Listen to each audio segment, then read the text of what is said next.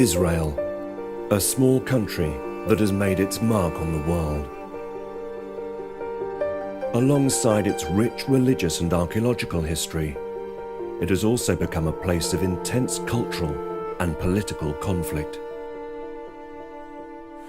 But twice a year, a determined and fast-growing group of dedicated people come to Israel, drawn here by a shared and extraordinary passion. A passion that is breaking down cultural barriers and providing an unusual opportunity for peace between neighbors who are otherwise caught in conflict. This is a remarkable story of how birds, using Israel's unique position in the world, are bringing people from warring nations together.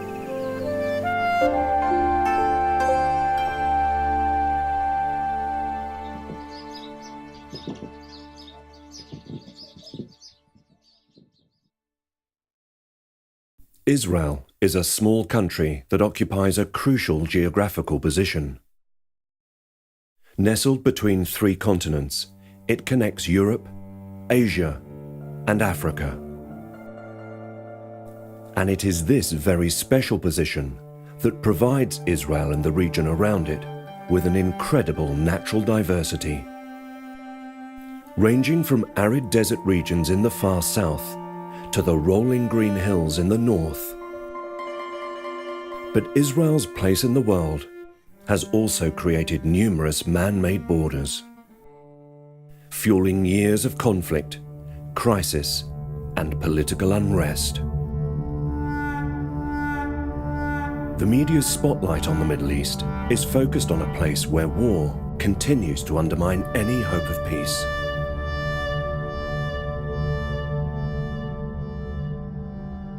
But this is also a place of crucial importance to the natural world. Israel lies on a flight path of one of the greatest bird migrations on Earth.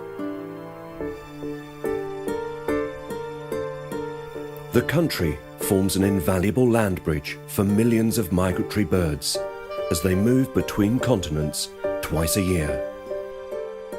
Traveling from the southern to northern hemisphere and back, over 270 different species of bird use this natural highway.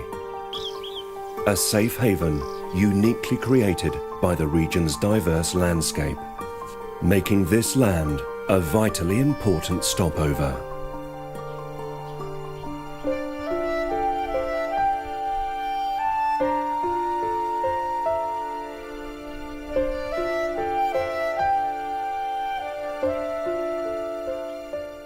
Well, migration in Israel is unique, is something which is a wonderful phenomenon. It's something which is very distinct. You have a very distinct migration season, both on autumn and spring.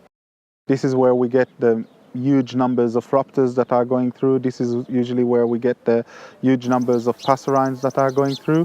Birds that are coming back after being wintering throughout the winter in Africa are on their way back, and after crossing the Sahara, basically they are coming into the first green spot, getting here exhausted and refueling and continuing.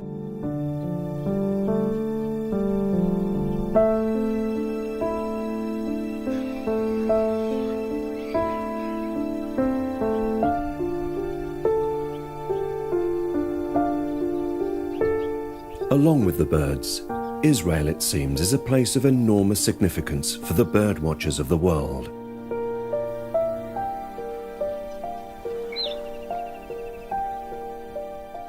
It's one of the bottlenecks coming up from the Rift Valley. It's an incredible place, not just for small birds, but of course for raptors as well. I mean, there are days when tens of thousands of raptors, buzzards, eagles fly through this narrow strait on their way up through into northern Europe. So it is actually one of the most incredible places on this planet.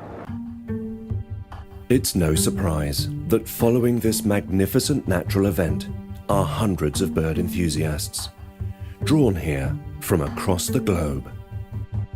And alongside them are many scientists and naturalists. For them, the migration is an invaluable opportunity to see and study the birds. The bird migration is like bringing people together from all over the world. All these crazy birds watchers coming together here to see birds they've never seen before or birds they just want to see again. It's an international thing, this bird migration. This focus on migration is also helping many bird watchers to educate the people who occupy the region, showing them the rich variety of bird life here and the need for conservation. But this great migration has a more unexpected and profound effect on the region and its people.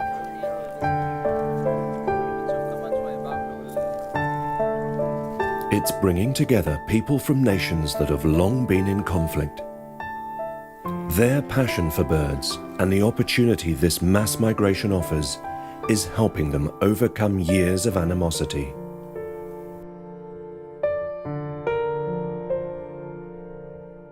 Birdwatching is a bridge between people as much as it's a bridge between, cultures.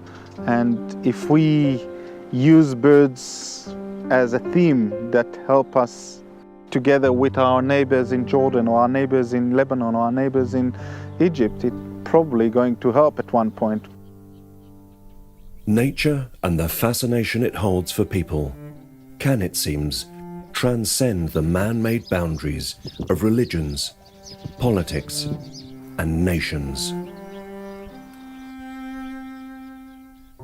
You have the birds coming from Europe and coming from all over the countries, and they are passing all through Israel. So the birders are really happy to see their birds or see new birds, and they all see them here, and they are like getting together and like identifying them together, going out in the field together. So also the Palestinians and the Israelis, they're like sharing the same habitats and the same birds. So suddenly they lose all their borders and their differences and their difficulties, and they're starting to talk about the birds, and like within a few minutes, I don't know if they even realize that they are from Palestine and Israel. They're just all about the birds.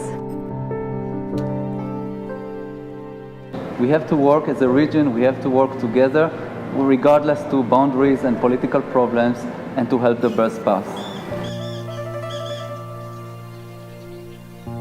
And building on this glimmer of hope are the many birders who converge on this region.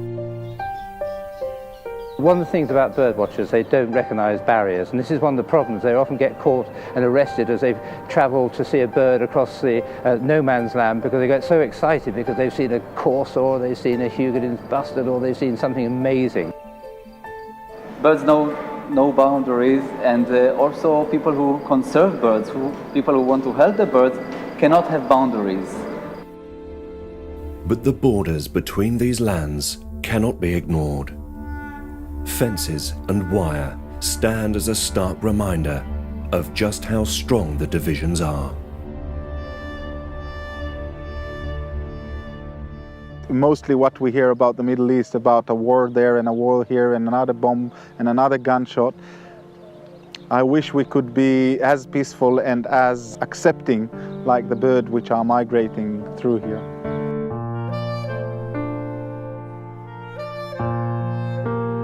They don't care about our borders or our boundaries. They just go where they live best, where they feel best. I think people should have a look at that and see that you can just like migrate together and go and join forces and find the best spot where you can stay and forget about the borders.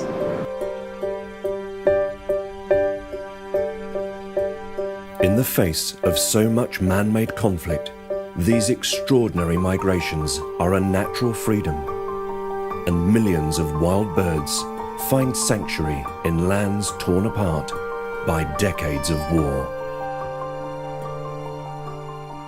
Could their example spread this ray of hope to the people of the Middle East? Birds should bring people together, and if we can bring different opposing countries together through conservation, through birds, then we're here to do our very best to bring peace and love to this country and to the many people that are here.